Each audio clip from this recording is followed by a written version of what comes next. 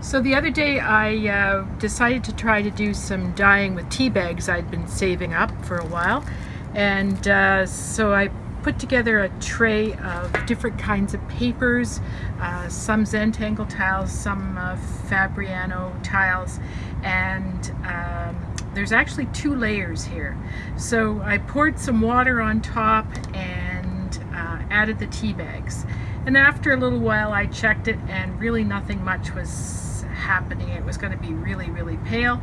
So I grabbed some of my Bister ink powders and sprinkled them on and a bit more water and added saran wrap.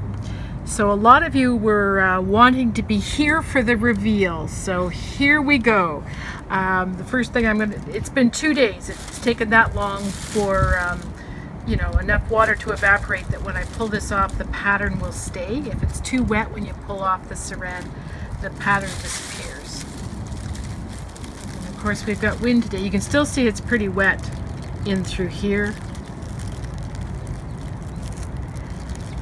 Obviously, things with saran wrap on top aren't supposed to dry out. We've got a bit of wind here today.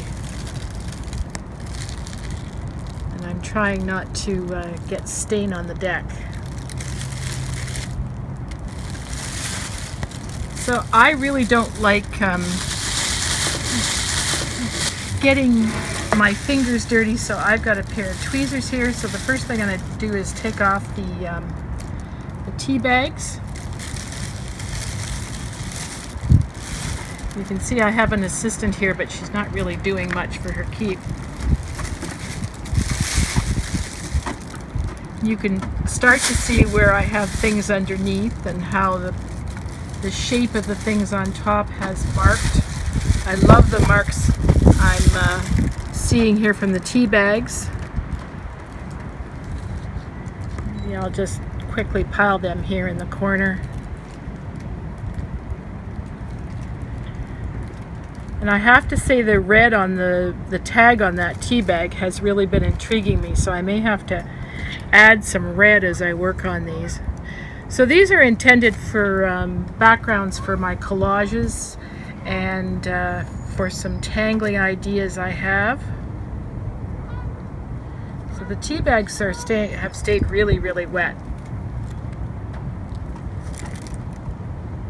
And they certainly, there you can see where it held the Bister ink. I think that was mahogany I put down. Look at the gorgeous design there. And I love this sort of tag tea bag shape I have here. And then what's lovely about this, and I'm going to let this dry a bit more before I go too far with this, but I'll try and lift this. You can see I've got these beautiful circle shapes now on those cards underneath where the top piece protected underneath. So I'm just going to set that back down and let's see what's under this one. Oh, same sort of thing.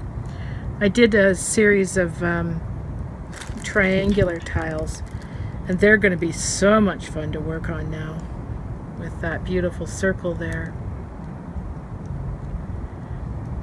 And let's see what's under here, because this blue really, there's a label on the tray. It's just a dollar store tray that I found that has nice deep edges, and I've been using it to do quick color work. One last one. Now these of course are going to get paler. Oh, there's nothing under there. They're going to get paler as they dry, and I will take their pictures when they're completely dry and post those for you to see as well. Oh, some really interesting shapes under there. Anyway, that was fun.